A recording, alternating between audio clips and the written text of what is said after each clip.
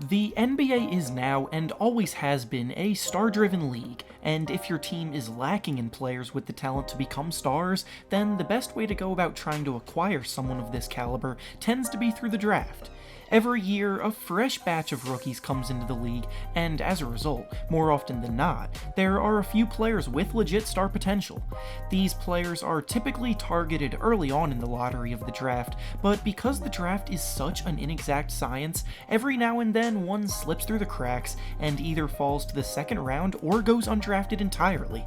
For the topic of today's video, we're going to be discussing one player in particular, who actually went undrafted in last year's draft and is immediately making an immense impact on the league, with that player being Kendrick Nunn of the Miami Heat. We're going to look back at how he got to this point, why he was so slept on, and then we're going to analyze why he has a chance to be a big-time player in the league. Before we get started though, make sure to like the video and subscribe to the channel, as all support is very much appreciated. Now with that being said, let's begin. To start things off, I'm not going to pretend that Nunn has seemingly come out of nowhere after his early explosion onto the NBA scene, but his level of success definitely was no guarantee for him. He wasn't a nobody coming out of high school, but he also wasn't one of the big-name 5-star recruits playing in the McDonald's All-American game, being chased down by every big-name program in the country either. Nunn was a solid 4-star recruit according to ESPN's rankings back in 2013, and was ranked the 61st best player in that year's recruiting class. Funnily enough, he actually played alongside Jabari Parker at Simeon in high school, who was ranked the second best player in that year's recruiting class and was targeted by virtually every college program in the country. While Parker got all the glory and the attention, Nunn kept working, and alongside Parker, they made an absolutely dominant high school duo. By the end of their senior seasons, both Nunn and Parker got their jerseys retired by Simeon, joining a group that only included 3 other players prior to that decision, with Derrick Rose actually being one of those 3 guys with their jersey retired previously. Parker went on to play for Duke and continued to stay in the headlines moving forward, but Nunn's course flew much more under the radar. He originally committed to Texas A&M, but then he changed his mind and ultimately committed to play for Illinois in the Big Ten. While Jabari's road to the NBA was pretty cut and dry for him to become a lottery pick after just one college season, Nunn had a much tougher road to the league. Nunn wasn't necessarily guaranteed a big role in Illinois' rotation from the jump, so he really had to work hard to earn what he was given. As a freshman, his scoring ability earned him about 20 minutes of playing time per game, and even 12 starts throughout the year, but he only averaged about 6 points per game and was far from being a standout player quite yet. In his second season, he earned a much bigger role, where he played about 30 minutes per game and nearly doubled his scoring output to about 11 points per game as well. Then, in his junior season, he once again took another leap forward as a player, averaging about 15.5 points per game and shooting the ball very well from 3 as a shot creator. Things were finally looking good for Nunn and his future as a professional basketball player at the time, but he screwed all of it up for himself when he got arrested for a misdemeanor battery charge in the summer after his junior season. He pled guilty, got assigned 100 hours of community service, and because of the severity of the incident and the fact that it occurred on university campus, Illinois kicked him off the basketball team.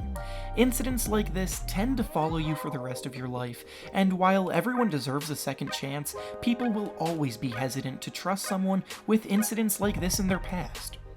He ultimately transferred to Oakland to finish his college career and play his senior season, but because of transfer rules, he had to sit out a season before he could play. Now, at this point, you can probably begin to see why he went undrafted and how he's been so slept on for so long, but I'll get into more of that later, so I won't skip ahead. In the season of 2017 to 2018, he was finally able to play his senior season of college basketball, and he knew he absolutely had to dominate if he wanted any kind of shot at the NBA. So that's exactly what he did. He averaged a massive 26 points per game while shooting the ball 44% from the field and 39% from 3, and completely set the Horizon League on fire. While most people were paying attention to Trae Young that year, who led the country in scoring, Nunn was actually very close behind him that year, ranking second in the country in scoring, while actually leading the entire country in 3-point shots made per game, and he finished it out by winning his conference's Player of the Year award. He finished off his college career on just about one of the highest notes as a player as was possible for him at the time, but now moving on to the professional scene is where the real battle began. When it comes to NBA drafts, teams are usually more inclined to take a chance drafting young players either 1 or 2 years removed from college, because they tend to have more potential for greatness down the line, and if they do take an experienced 4-year player, they expect them to be able to contribute right away without issues. Since Nunn was a 5th-year senior with a troubled past that NBA teams knew about, he was pretty much the opposite of what they were looking for, which definitely hurt his draft stock.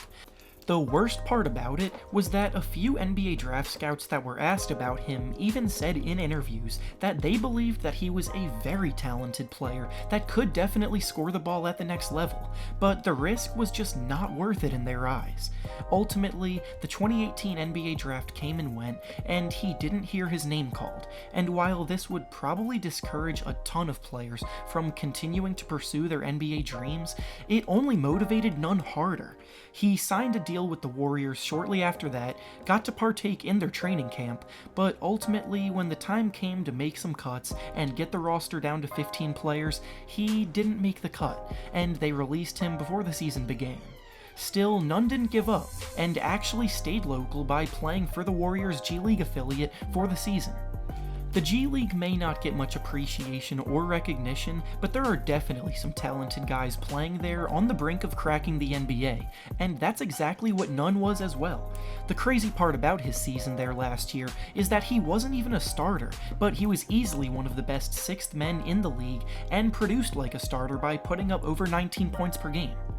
Then, after years of hard work, the summer of 2019 is when things really started to look up for him, and he really began to turn some heads. He played for the Miami Heat's Summer League team this summer, and while most people were tuning in to watch newly drafted Tyler Hero, Nunn was the one out there playing out of his mind. He was one of the best players in all of Summer League, and was recognized as such when he made NBA Summer League first team. The Heat were so impressed with his play that they signed him to a 3-year, partially guaranteed deal with bonuses included along the way. They included a $150,000 bonus if he was still on the roster in August, another $150,000 if he was on the roster on opening day, and yet another bonus if he's on the roster in December. So far, not only has he achieved those first 2 bonuses, but it'd be pretty difficult to imagine a scenario where he gets cut between now and December. Nunn has established himself on this Heat team as much more than an undrafted end-of-the-bench player that might get in during garbage time. He's even established himself as a player with a much bigger role than a simple bench rotation player. We are currently 3 games into the season as I'm making this video, and Nunn has started every game for the Heat so far while putting up 22 points per game, which leads all rookies this season. Goran Dragic is a player that you would have expected to start here because of his years of experience in the league and solid production over those years, but Nunn's forced him to the bench because the team has been unable to ignore his production. Now, when Jimmy Butler finally makes his debut with the team, it will likely be Nunn's spot that he takes in the lineup, but he'll still have a vital role off the bench. Now, while most people around the league, fans and analysts alike, are probably surprised by his coming out party, Nunn has expected this of himself for a while, and he thinks he has the ability to be one of the best players in the whole league. In an interview with Hoops Hype, Nunn told them that he truly believes that he will be an all-star and Hall of Fame caliber player. If those are his goals, then honestly he's starting off his career just about as well as you could want for accomplishing those goals. Obviously, he's only played 3 NBA games and has a long way to go before he gets mentioned with the greats, but he's been so fun to watch and might end up being one of the biggest steals in the league for the Heat. If he keeps this up, then he's going to be much more than just a nice surprise story around the league for sure. With everything he's been through, none of this was a given for him, so it's awesome to see him making the most of his second chance, and hopefully he keeps it up for years to come. And with that being said, that's all I have for you guys today.